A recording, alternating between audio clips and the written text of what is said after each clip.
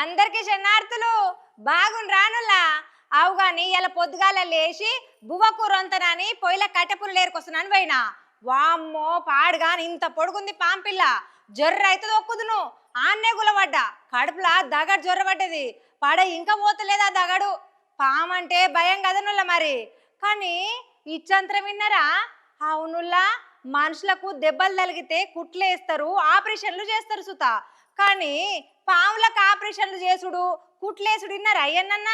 కానీ ఒక డాక్టరు పాముకు ఏకంగా 80 కుట్లేసిండంటే ఒట్టి మాటలా చెప్పుండ్రి. ఇంటుంటేనే ఇచ్చంతరం అనిపిస్తలేదు. ఇక అసలు ముచ్చటేందో చెప్తా ఇనుర్రి. ఇక మన మధ్యప్రదేశ్ లా ఒక బిల్డింగ్ కడదానని జేసీబీ పెట్టి జాగా తవ్విస్తుండ్రుల్లా. ఇక గాన్నే పుట్టలున్న పాము జేసీబీ సప్పుడుకు బుగులు పట్టిందో ఏం కథనో బయటికి వచ్చిందన్నట్టు. ఇక గా జేసీబీ పార గట్టిగా తలిగి దాని తలకాయకు పెద్ద దెబ్బ తలిగింది పాపం. దాని నెత్తి మీద తోలు ఊసిపోయి రక్తము ఏరులై పారిందుల్లా. ఇక ఒక దిక్కుంగా తట్టుకోలేక జీవరాశి కొట్టుకుంటుంటే అటుపక్క ఉన్నోళ్ళు ఇక పీడ వదిలి కోడి కూసిందిరా అని దాని మీద మన్ను గుప్ప సాగిండ్రు, సచ్చింది పామని. ఇక కడుపు దించుకుంటే కాళ్ళ మీద పడ్డట్టు ఆ పాము పరిస్థితి ఆగమాగమైందుల్లా. కానీ టైంకు మన స్నేక్ ఫ్రెండ్స్ రాహులు ముక్కులు ఇక దేవుళ్ళోలుగా ఆడికి వచ్చిండ్రన్నట్టు. ఇక ఆ పామును సర్కార్ దవాఖానకు పట్టుకపోతే ఆడ పాము పరిస్థితి చూసి షాక్ అయ్యిండ్రు.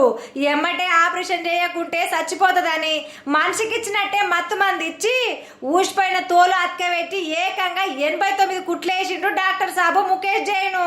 ఇక మరి కథ అంతా 5-10 నిమిషాలలో అయిందనుకునేరు. ఏకంగా 2 గంటలు కష్టపడ్డాడులా. ఇక 1-2 కుట్లు పడితేనే మనం వామ్మో వాయ్యో అని మొత్తుకుంటాము. ఇక గసంటిది గీ పాము నొప్పుల కోర్చుకొని గిన్ని కుట్లు వేయించుకున్నదంటే గట్టిదే పాండ్రి అని అనుకుంటున్నారు అందరూ. ఇక మరి మొత్తానికైతే ఆపరేషన్ సక్సెస్ అయ్యింది. ఒక 2-3 దినాలు ఉంచుకొని అడవిలో ఇడిచిపెడతారట. అయినా ఏది ఏమైనా గాని పాము పానం కాపాడినగా డాక్టర్ సాబుకు ఆ స్నేక్ ఫ్రెండ్స్ కు తారీఫ్ చేయవలసిందే. ఇక గిదుల ముచ్చట.